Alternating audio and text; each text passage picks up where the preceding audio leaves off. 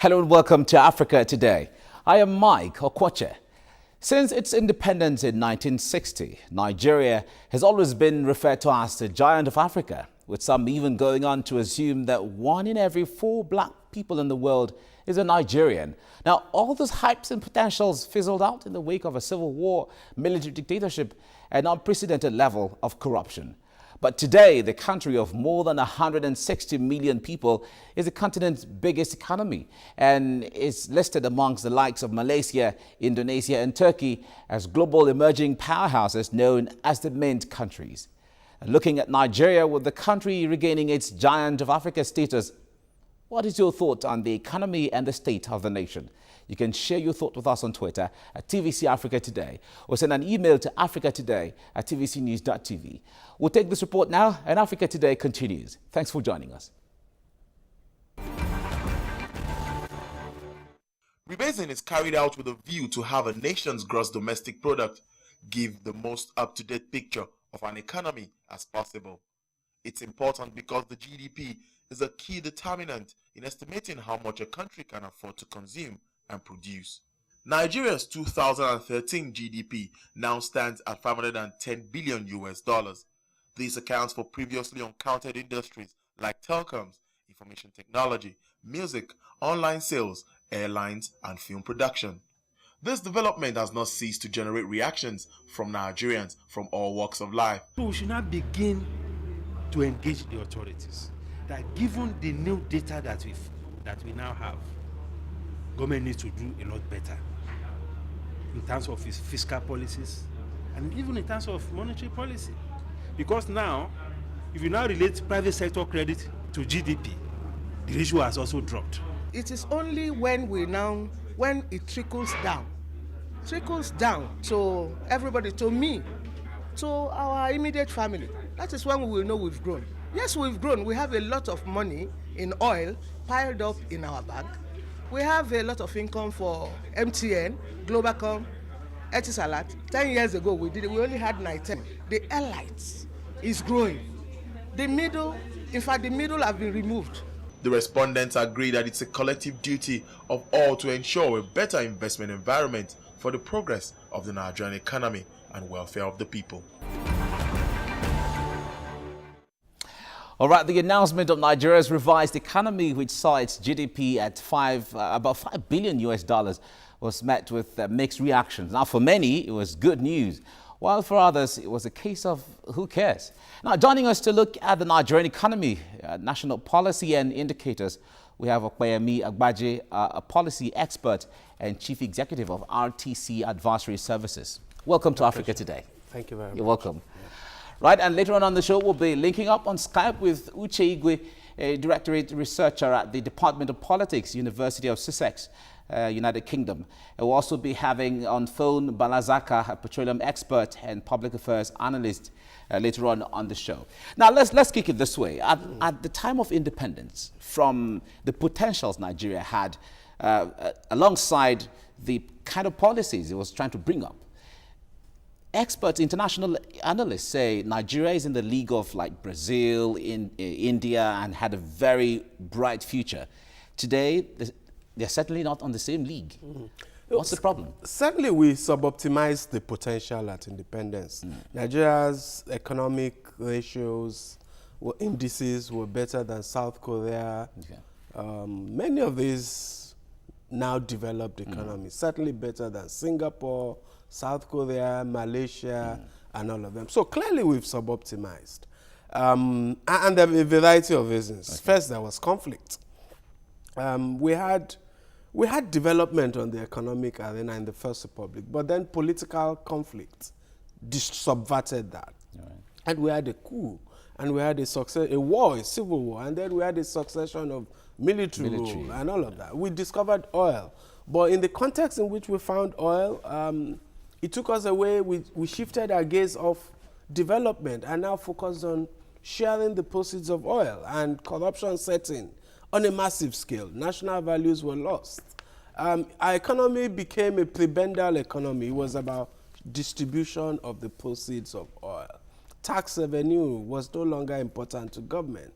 Employment, some productive sectors became suboptimal, manufacturing, agriculture, and all of that. So essentially, we've turned what could have been the blessing of oil into what many have described as a curse, because it brought unaccountable government, it brought, probably some would even say it intensified the conflicts and the political crisis, and it brought us this cycle of corruption, coups, and crisis. All right, now with the recent rebasing of the Nigeria's economy, now it is said to be the biggest economy in Africa.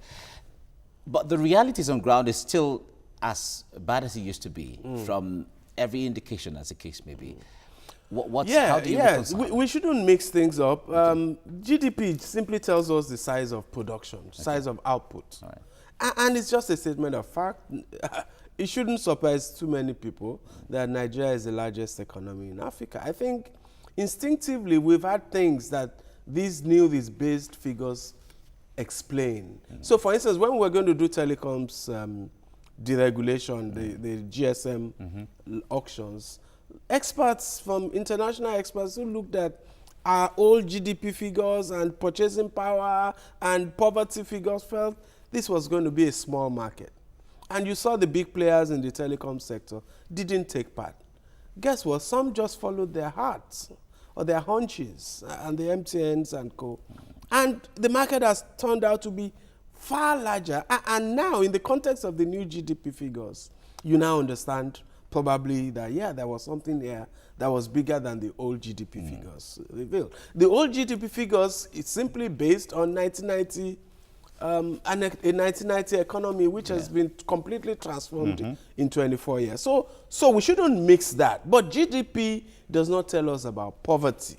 It doesn't tell us about equality or inequality. It does not tell us about unemployment. It doesn't tell us about infrastructure.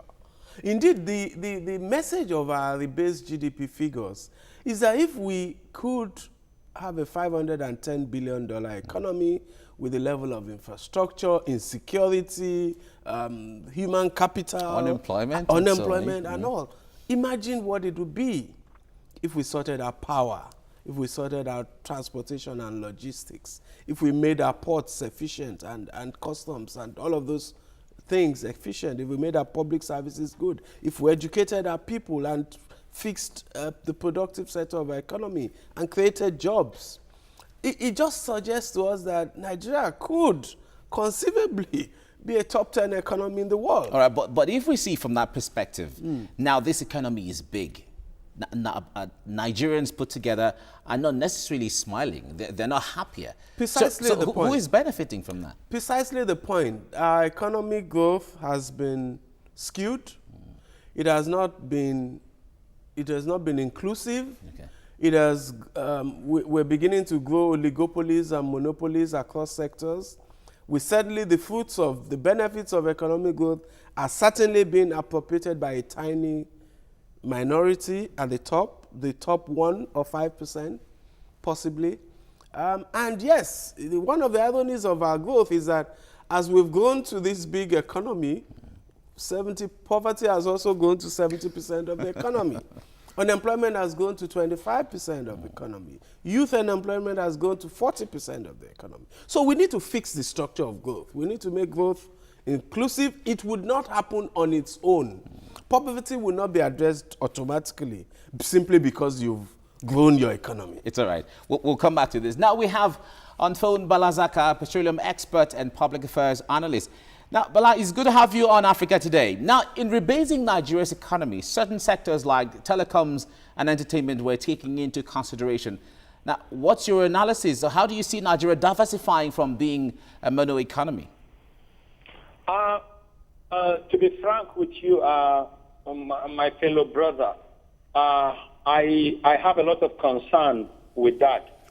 Rebasing a country's gross domestic product has very good macroeconomic importance.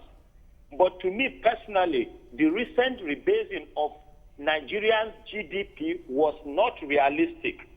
I see it more as a display of irrelevant brilliancy, and I have my reasons to justify my claim of that disapproval.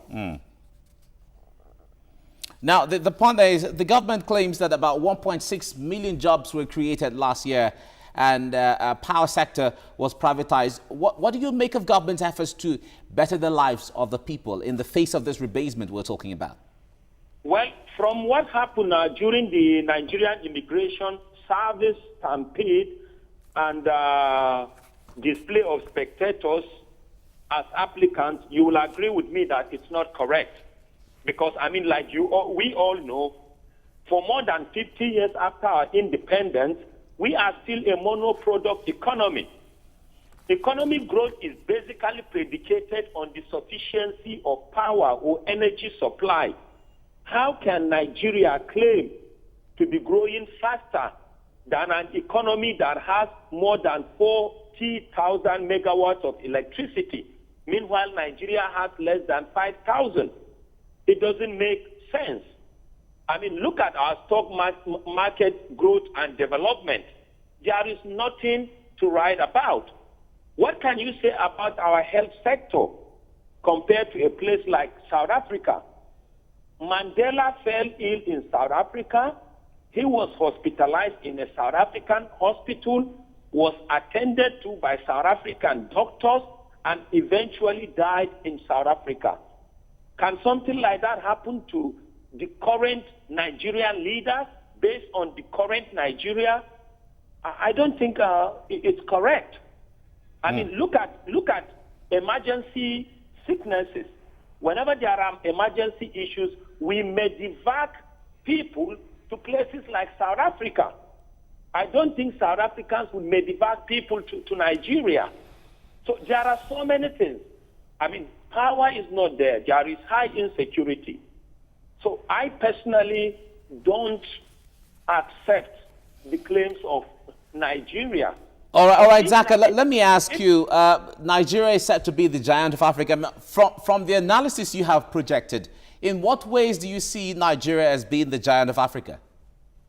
I think Nigeria, it may be a giant as a great country with so many people, but it's probably a bad economic, political, and social plus infrastructural example. I think Nigeria is probably a bad example to copy from. Because, I mean, let's be very practical here. I mean, how many people will leave their countries within the continent of Africa to come and school in Nigerian universities? Let's be just fair to ourselves. If you look at the MTNs of this continent, the ShopRite, the Proteas, they are all of South African extraction, just to mention a few. What can you say about Nigeria? We cannot even have functional refineries. We have not still realized that if we have functional refineries here in Nigeria, we are going to benefit from the light distillates like petrol, gas, and diesel. We are also going to benefit from the middle distillate and the heavy distillate, and we're also going to provide ancillary services. We have not even realized that. So in one way, can we say we are the giant of Africa? Even when it comes to going to wars, we've gone to so many African countries. We helped them liberated their people. But we just have an issue in just the northeastern parts of our country. Zambia is within the continent, within Nigeria. All right. That's a much we can take. Balazaka, thank you very much for your contribution on Africa Today. Now, Nigeria, which is Africa's largest economy and the world's 26th best economy, if you may say, generates a little over 4,000 megawatts of electricity. Now, the country now occupies a 147th position on the World Bank's Ease of Doing Business Index for 2014, with another report classifying the West African country among extremely poor nations of the world. We'll go on a quick break, and Africa Today will return shortly. Stay with us.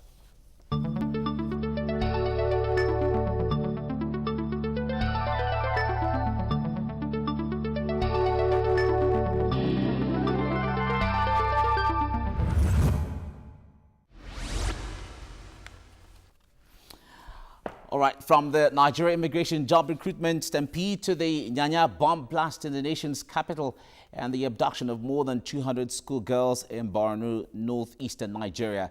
The last few weeks and months have been turbulent for the Nigerian state. Now, with the world watching and wondering if the country is still safe for investment, the Nigeria Stock Exchange already closed first quarter with 6.2% decline. Now, let's come back home to what we were saying. If the economy is said to be the largest and the biggest so far, what are the indicators? What are the parameters used in judging that this economy is this big, it has grown, and so on? I don't know whether what the last speaker and even your question implies is that the statement by the NBS that Nigeria is the largest is a fiction or is a lie. I think that's the thrust of that, which I would suggest is a little bit of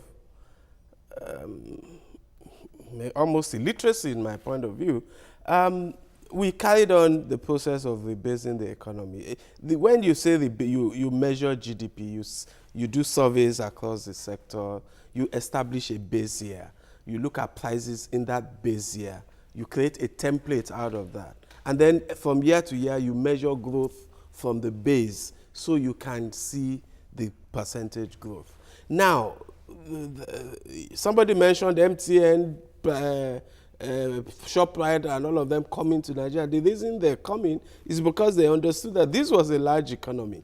And their figures show, for instance, if you just took the profits of MTN in South Africa versus its profits in Nigeria, it probably mirrors the relative sizes of the two economies. Or if you took ShopRite, I took one ShopRite in Nigeria and one ShopRite in South Africa, it probably mirrors the... So anyway, what Nigeria did, when we say we had a 1990 base year, the last time we did that survey was in 1990. So we have been just growing what we measured in 1990. We've been measuring the growth. Now, even you know that even your industry, broadcasts, how many television stations existed in 1990? You know how much did Nollywood exist in 1990? You know that we only had NITEL with 400,000 lines in 1990. You know how much of music production, which these are all new sectors that the new templates, the new base year of 2000 has captured, because we now did a new survey. By the way, we know that, and it's common sense, we know that countries do those rebasing things. They do it every 5 years. That's the recommendation, that's the global best practice. Some do it every year. We know, for instance, that the United States of America builds a rebasing process into its annual GDP calculations. So it recalculates the size of its economy and the sectors every year. So the point is, when we did 1990 rebasing, clearly between 1990 and today, the economy has changed in ways that are visible to the eyes, including in the radio, in television, in Nollywood, in broadcast, in music production, in film production, in many other things, in manufacturing and so on. Now, that does not mean that our healthcare system is better than that of South Africa. Nobody said so. So when you argue that that is not the case, the MBS simply said this is the size of our economy. It was not a commentary on the efficiency of our healthcare or education or infrastructure or poverty or inequality or employment. We have different reports to turn to if we want to form an opinion on that. And I agree entirely, it's the same, it's the fact. Indeed, when the Minister of Finance and the Statistician General were releasing that figures, they acknowledged themselves that this does not change the picture regarding poverty, unemployment, and inequality. Because that's not what GDP measures. GDP simply measures the size of the economy, the sectors within it, and the growth from year to year. Okay. Let's come to the Nigeria Stock Exchange, for instance. The first quarter ended in a decline. But the last quarter of 2013 was quite very promising. What was responsible for that sharp nosediving? Because it was actually predictable that the Nigerian capital market will not do well in 2014 if you look at the report my firm, for instance, issued in January 2014, we predicted that the capital markets would decline this year. Why? Because we saw that one, valuations had risen across many companies and sectors, so we suspected that elements of overvaluation were rising in because there was a bullishness in 2013, in some cases unjustified by the price earnings ratios. Two, there were significant political and security risks in 2014 that was getting worse and elevating political risk as well, and therefore investors were going to put that into account. Three, there was the US Fed tapering, which was going to affect the aggressiveness of international investors, and therefore, especially for a market that was now going to have political risk and country risk and security issues, there was a likelihood of some drawback from international investors and so on. Four, the banking sector, which is one of the strongest sectors in the Nigerian economy, had shown the profits had declined due to the policies in relation to the cash reserve requirements of banks. Okay. So if you put those four factors together, you could predict that the National Nigerian Stock Exchange was going to decline in 2014. All right, we'll come back to this. Now, we have Uche Igwe, a doctorate researcher at the Department of Politics, University of Sussex, United Kingdom, with us right now. Now, Igwe, you're welcome to Africa Today. Now, if you were to make comparison with other African nations, how bigger and better is the Nigerian economy and the Nigerian people, for instance? Well, Nigerian economy is a big economy, and a rentier economy, I must add very quickly. So it's an economy that is growing, but the kind of growth we are witnessing is not a pro-poor growth. And I listened to the other analysts, a situation wherein less than 20%, probably 10% of the political elite control the resources, flowing from the oil earnings. And over the years, there are seen and unseen conduits that are built into the system, and these resources keep flowing. We see the figures, we see the GDP figures, but people continue in abject poverty and unwarranted peasantry. And that is the situation. Now, the oil sector cannot create jobs. In fact, the oil sector at the moment, they are shedding jobs. So while we get the little money we are getting, and the greater proportion of it flows into the pocket of the elite, the poor continues to get poorer. So when I hear about rebasing the GDP, it sounds very nice, but I can tell you that it has very, very minimal impact, on the average Nigerian who needs jobs and who needs an investment from the private sector that will create the jobs. Because people should talk about security. The security in the country is declining by the day. And so investors cannot bring their money in a place where they cannot be sure of stability. So it's a big issue. And I think that is something that we must take seriously. All right, let me ask you this before I let you go. Now, there's been, from what you've said and what many analysts are saying, Nigerians are not necessarily benefiting directly from the rebasement. But if steps have to be taken, what steps do you think should be taken for Nigerians to directly benefit from this rebasement? I think what is important is to focus on security, because you can't talk about investment without talking about security. We must make sure that the apparatus for security, is increased, so that we can at least know that the kind of insecurity we're experiencing at the moment is reduced. The second level is to create an enabling environment, boost the power sector, so that at the end of the day, those who want to invest in Nigeria will be assured of basic necessities to get return on their investment. Then we talk about an enabling environment so that investors can come in and the private sector will create jobs, and the policies are in place. And when I look at rebasing the economy, I want to look at it side by side the transformation agenda, because we are a country of slogans, from transformation to rebasing. How do these things connect? How does a rebased economy deliver the promises of the transformation agenda? When we talk about job creation, how does the rebased economy deliver the job creation promises of the transformation agenda? And I want to tell you without equivocation that it does not connect. The kind of numbers we see run far, far below the promises of the transformation agenda. So there's a lot of work to do. Okay, all right. Thank you very much, Uche Igwe. Thank you.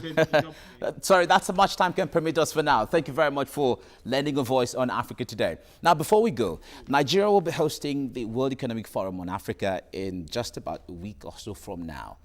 What promises does that hold for Africa?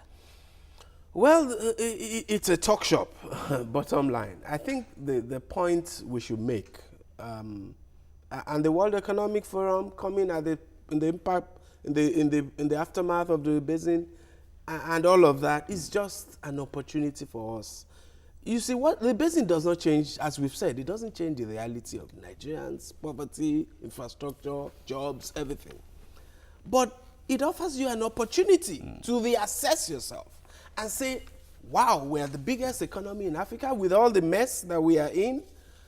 If we did the right things, if we improved the investment climate, if we did security, if we provided power. By the way, when Nigerians say we have 4,000 megawatts and South Africa has 40,000, actually, PHCN generates 4,000 megawatts. Nigerian homes and businesses probably generate 40,000 megawatts. It's just that it's expensive the way we do it. We use diesel and all of those alternative power sources. But certainly, the businesses, Dangote flour mills, Dangote cement, they have large power stations. All of those industries, they're all generating power. So we don't use 4,000 megawatts. If we did, we would never... But that's from the public source. That's the public source. But the enlightened, educated view is to remember that we don't generate power only from the public source. In my home, I generate 20 kVA of power. But you generate it just for your home. Exactly. In a sub-optimal manner and a very expensive manner. That's true. So that's, again, all of those suboptimalities illustrates what it could be if we did the right thing. It's all right. Thank you very much, Okwoche, for coming on Africa Today. Thank you very much. Thank you. That's as much time can permit us for now. We also thank Balazaka for joining us earlier on, and Uche Igwe for joining us from the UK. Now, Nigeria's revised GDP took into consideration revenues from business sectors like the movie, entertainment, and telecoms industry, which were previously overlooked 2 decades ago, or maybe they were not visible at the time. Now, some say being Africa's largest economy means little to millions struggling with routine power cuts, recurring fuel shortages, persistent unemployment, rising inequalities, and insecurity. But perhaps the giant of Africa is indeed progressing, but many worry that it is moving forward on a feet made of clay. That's our show for today. You can watch episodes of the show on youtube.com/TVC Africa Today. And until we come your way again, I am Mike Okwoche. And don't forget, this is Africa. Bye for now.